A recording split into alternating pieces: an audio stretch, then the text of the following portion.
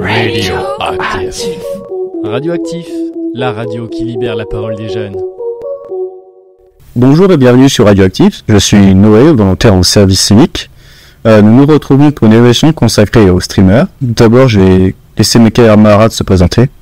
Bonjour, je m'appelle Lucine, je suis au service civique. Bonjour, je m'appelle Julia, je suis au service civique aussi. Ok, très bien. Donc on est ravis de vous avoir autour du plateau aujourd'hui. Pour commencer, on va parler de streamers directement. Est-ce que vous regardez parfois des streamers? Oui, parfois. Ouais, quand j'ai le temps. Oui, quand j'ai le temps. Ça vous arrive souvent? D'avoir le temps? Ouais, de regarder des streamers, genre vous regardez enfin combien de temps? Pas vraiment pas beaucoup. Pas beaucoup, Ça va. Ouais, concernant avant, en fait, depuis que j'ai travaillé, ouais, je suivais plus du tout Twitch. Ok. Bah moi, ouais, ça m'arrive parfois, c'est surtout le soir. Ouais. Du coup, il y a des streamers quand je veux me poser. Des fois, ça m'arrive de juste pas regarder, puis d'écouter en fait. S'ils sont sur un jeu, en fait, je suis pas le jeu, mais genre, juste avoir des gens qui parlent, en fait, ça fait une présence en plus. Et donc ouais, ça m'arrive parfois. Alors des fois, je regarde juste des vidéos comme ça, mais ouais, parfois ça m'arrive de regarder des streamers. Depuis quand vous vous intéressez aux streamers et aux live? Alors moi, depuis 2018-2019, parce que j'étais sur Twitter depuis 2015, donc c'est comme ça que j'ai connu Twitch et puis que j'ai commencé à regarder des lives. Moi je connaissais depuis longtemps, mais c'est vraiment récent le fait que je regarde. Bah moi ça fait longtemps que ça m'intéresse, mais vu comme je n'avais pas une bonne connexion internet, je pouvais pas regarder de trucs. Donc quand j'ai eu la fibre j'ai pu regarder, mais sinon ça faisait des années que je voulais regarder des streams en fait, parce que je regardais des rediffusions sur YouTube, donc j'avais besoin d'une connexion qui était un peu moins puissante pour les regarder. Et en fait à chaque fois je me disais mais c'est bien que je puisse regarder en live directement plutôt que regarder les rediffusions. Et dès que j'ai eu la fibre, j'ai commencé à regarder pas mal de live, mais même si ça a baissé dernièrement quoi. Je pense que j'aurais le même problème. Du coup, j'allais pas trop en jeu de base, mais avant j'ai une très mauvaise connexion, j'ai pas la chaîne non plus. Je pense que j'aurais juste pas pu regarder, même si ça m'est intéressé. Quel type de contenu vous préférez regarder en stream? Vraiment un peu tout. Il n'y a pas de un peu tout. Après, c'est surtout au niveau comment le streamer de la mine, tu vois. Ouais. Si c'est humoristique, moi j'ai plus être intéressé. Alors moi j'ai un peu de mal à regarder des streams où il n'y a qu'une seule personne. Je préfère quand c'est une bande de potes, quand c'est drôle, qu'il y a un humour un peu potache, alors que t'es pas non plus trop non plus, parce que genre j'ai pas envie de juste de me brouiller le cerveau, mais genre des fois ça fait du bien quoi. Comme on est tout seul, vous pouvez pas forcément parler avec un pote et tout ça, ou tout comme ça, vous êtes tout seul et en fait finalement vous regardez quelqu'un et c'est une bande de potes, mais en fait ça vous fait rien. Je sais quand je fais genre là en ce moment il y a les Crazy Town, la Cacabox, genre des trucs comme ça. Plein de trucs comme ça, ouais, qui sont, quand c'est des collectifs, je trouve ça plus drôle, surtout quand c'est des amitiés qui sont sincères. Mais sinon, là c'est surtout sur les jeux vidéo en fait. Ouais. Mais sinon je regarde pas forcément aux jeux auxquels ils sont, en fait c'est juste écouter, c'est drôle. Et Oui. tant qu'il y a de la sincérité dans ce que j'écoute, en fait, moi j'aime. Ouais. Est-ce qu'il y a une ambiance particulière que vous recherchez dans un stream? Je pense, moi j'ai tendance sur tout ce qui est humour, etc. Peut-être j'ai pas envie de m'ennuyer devant un stream, sachant que j'ai pas beaucoup de sang. Moi j'aime pas forcément l'ambiance chill, en mode trop trop discussion, trop posé. En fait, sinon, je vais juste regarder une vidéo d'un mec qui est dans un salon de thé et puis voilà quoi. Ouais. Mais enfin, je suis pas psychologue quoi. Donc ouais, genre, je pense que quand tu regardes un stream, un truc en direct, vu que c'est en direct, il y a besoin de dynamisme, genre. Je pense que quelqu'un qui va regarder un truc plus chill, c'est quelqu'un qui va participer dans le chat beaucoup. Ouais. Oui, moi ça m'a. Participe pas, ça t'intéresse pas. Oui. Après, je pense que les streamers sont aussi obligés de faire un peu de discussion pour, un peu forcément, regarder leur chat, quoi, pour montrer qu'ils sont présents et qu'ils lisent les coms. Est-ce que vous pensez que les streamers ont une influence sur les jeunes et laquelle? Oui, ils ont une influence. Comme nous tous, quand on est affiché, on a forcément, elle est plus ou moins bonne, quoi, ça fait. Il y a des exemples de bonnes influences ou pas? Il y en a plus de mauvaises que de... Ouais, malheureusement. Ce serait quelle des mauvaises? Bah, tout ce qui était les trucs de Nasdaq, là. Ouais, des trucs où ça courait un peu plus.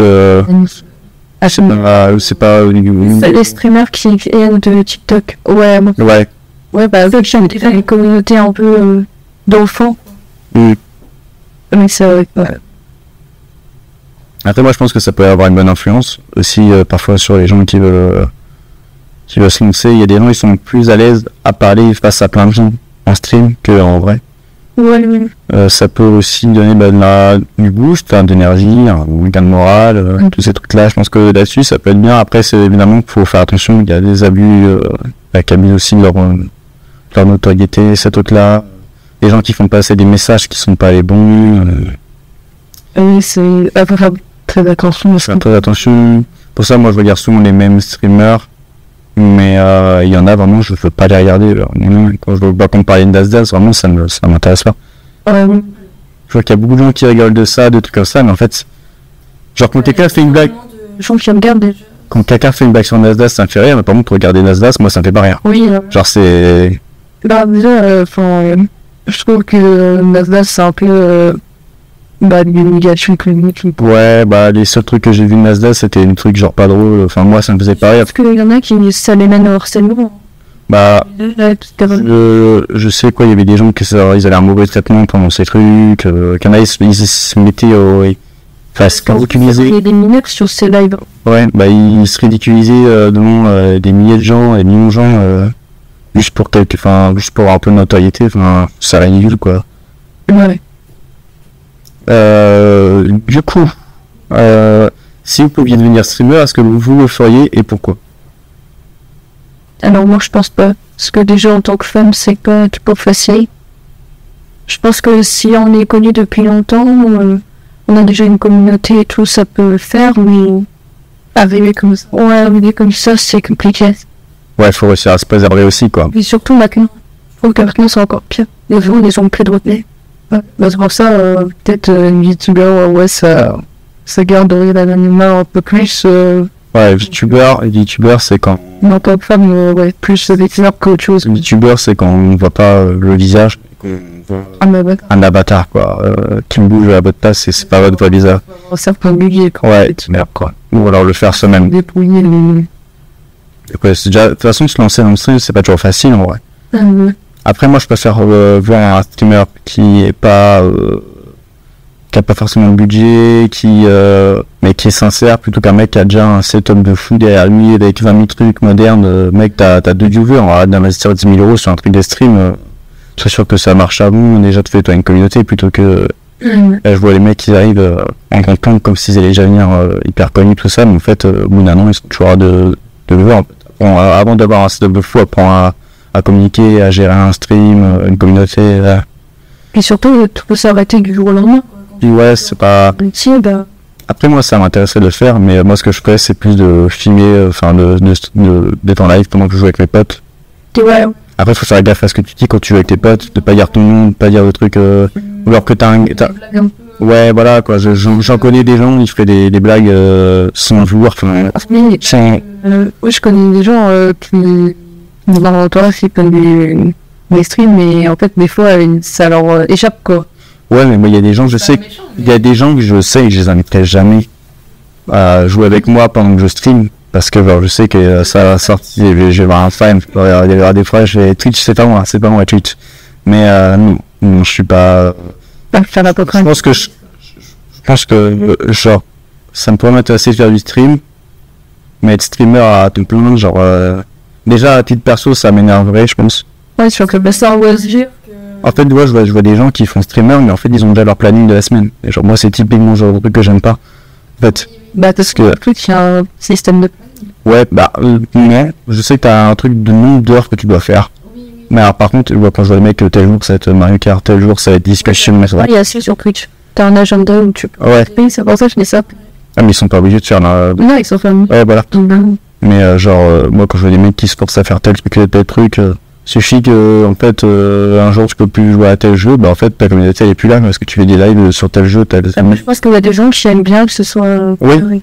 Ouais, mais moi c'est tout. J'aurais du mal là-dessus. Ouais. Déjà le fait que t'as un nombre d'heures à poser minimum La note, c'est pour avoir le venir. Ouais, c'est ça. Mais genre... Donc, il l'avait déjà fait, donc il l'a plus. Donc, c'est déjà pas... Ça, il l'a fait sur son farming, tu vois, tranquille, on va dire. Donc, ça va. Bah voilà, ça, moi, ce serait plus un truc de loisir. Ouais. Est-ce que vous considérez le streaming comme un vrai métier? Bah, pour le dernier, ouais. Moi, je pense que ouais, parce que vraiment, des fois, il n'y a pas de différence avec un animateur télé ou un truc comme ça. Quand je regarde Zen, bah, je me dis, en fait, c'est littéralement un talk show américain, tu vois. C'est typiquement, genre, le même type de modèle, aux États-Unis, c'est comme ça. Bah, et puis surtout, ils font bosser des gens, il y a des potes pour. Ouais, il y a une régie, il y a des trucs, il y a des fois, mais c'est... Ouais, voilà, c'est... Après, évidemment, il y a toujours le mec qui est tout seul dans ce champ, tout ça, mais bon, même ça, des fois, ça fait des vues de fou, hein. Quand je vois qu'il y a des mecs qui ont vu genre 200, 300 viewers, mais qui arrivent à faire des rentrées d'argent par mois qui sont astronomiques, c'est parce qu'en fait, ils arrivent à garder une communauté. Et la boîte petite, c'est les gens qui sont filiés, qui donnent de l'argent, qui... voilà. Après, moi, je vois des trucs, par exemple, peut-être pas si vous vous rappelez de Zod. C'est un mec, je sais pas si vous vous rappelez de l'émission une sorte de truc qu'il avait fait Squeezie, où il allait chez les gens et il boostait les streamers. Et du coup, Zod, c'était un gars qui était dans cette émission-là. Il avait une petite communauté à l'époque. Et en fait, depuis qu'il est passé dans l'émission de Squeezie, ça avait explosé. Et en fait, le truc, c'est lui, ça lui a lui faire un coup de pression monstre. Et en fait, depuis le jour au lendemain, il a totalement arrêté. Genre, selon une nouvelle, il avait récemment où il était revenu, mais ça a duré un stream, je crois. Et le truc, c'est qu'en fait, avec une telle pression, ouais, il a arrêté. Donc, ouais, des fois, c'est un métier, mais des fois, il faut pouvoir l'assumer, hein, quand vous vous retrouvez avec plein de gens, une pression de monstre. Et puis, il y a des gens, ils ont des attentes, surtout quand vous êtes autant médiatisé, tout ça. Mais... Ouais, bah, en vrai, ce qui est dommage, c'est qu'il avait sa communauté, quoi. Il aurait peut-être pu continuer tout son comme ça, quoi. Bah, surtout quand c'est un gars comme Squeezie, que ça passe sur sa chaîne principale et que, il y a une vague de gens qui viennent. Ah, c'est pas que des gens connus. Ouais, c'est ça. C'est des gens qui peuvent être blessants. Il y a des gens qui s'en rendent pas compte, hein. Juste un truc comme ça, tu peux dire un petit truc comme ça, mais lui, il a entendu une fois, quoi. Bah, c'est vrai qu'il y a eu le truc du, vu que Squeezie t'a aidé, tu t'es censé, donner tant, d'efforts, quoi. Ouais, tu dois des gens comme ça. Après, ouais, souvent, on parle de charge mentale. Après, évidemment, genre, pour moi, c'est pas le métier le plus compliqué au monde, donc clairement pas, Oui. Je pense que c'est par rapport aux gens. Ouais, c'est par rapport aux gens, ouais. Et après, je pense qu'il faut réussir à se détacher de la personne que tu es en stream et la personne que tu es. Oui, pour pas te faire de mal. Ouais. Puis même au niveau de la personnalité, j'ai vu des gens qui auraient fait ce qu'on soit la même blague d'un streamer, c'est bon, mec. Genre, lâche, soit autre chose que ce que tu regardes ou ce que tu produis ou. En plus, ça peut aller dans le sens, je connais des gens. En vrai, ils sont complètement enchambés et dès qu'ils sont en stream, c'est une perte. Ouais, voilà, c'est ça. Oh, mais c'est pas mauvais ou quoi de ça, tu vois. Bah, ça dépend, mais... Ça dépend, mais j'ai vu une fois où je connaissais un pote, genre, il était matrixé par ces trucs, et même en dehors, il faisait tout le temps les mêmes likes qu'il faisait en stream. C'est un pote à moi, je faisais des trucs sur Call of Duty, genre, vraiment, ça me faisait de la peine, quoi. Oui, après, quand on parlait à ce point-là, une mesure access, quand c'était quelqu'un qui est un peu enfermé en vrai et qui arrive pas. Ouais, oui, après, oui, ça a aussi des avantages. Ouais. Stream, ça tourne. Ouais, de cette face à ta caméra, c'est plus facile de. Ouais, voilà. Tu vois, quand tu vois des gens sur le chat, c'est que des gens sur le chat. Ouais, après, il y a des trucs aussi, c'est les gens, ils sont pas forcément réalistes sur ce qu'ils peuvent faire sur Twitch. Comme je vous disais tout à l'heure, les mecs investissent des sommes énormes sans savoir si ça va marcher ou pas. Bon, j'en ai connu un, apparemment. Franchement, heureusement qu'il avait un mec dans son chat qui vous fait des subs. Une quantité énorme de subs parce que franchement genre ils étaient 20 dans le chat et mais ça fait 4 ans que tu stream, tu dis que t'espères que ça marche mais en fait ça marche, à chaque fois ça marche pas, tu gagnes pas d'argent et que ça marche que sur un mec et il y a ce mec là et un jour il m'en a marre et ça va être fini quoi. Mais sinon le gars il faisait pas de, enfin moi je pense que quand t'as un certain niveau de streamer faut pas oublier la réalité, ton diplôme, tout truc comme ça, parce que c'est un truc qui peut vite s'écrouler en fait. Merci beaucoup pour vos partages, c'était très intéressant. À votre conclure cette émission, est-ce que vous avez des choses à rajouter, des questions, est-ce que l'émission vous a plu? Non, j'ai rien à ajouter. Bah, j'en ai ajouté une plus, et ouais, ça m'a plu, que ça. Très bien. Merci beaucoup donc à mes camarades pour leur participation et on se redonne rendez-vous pour une prochaine fois dans une toute nouvelle émission. Merci à toutes et à tous. Radioactif. Radioactif, la radio qui libère la parole des jeunes.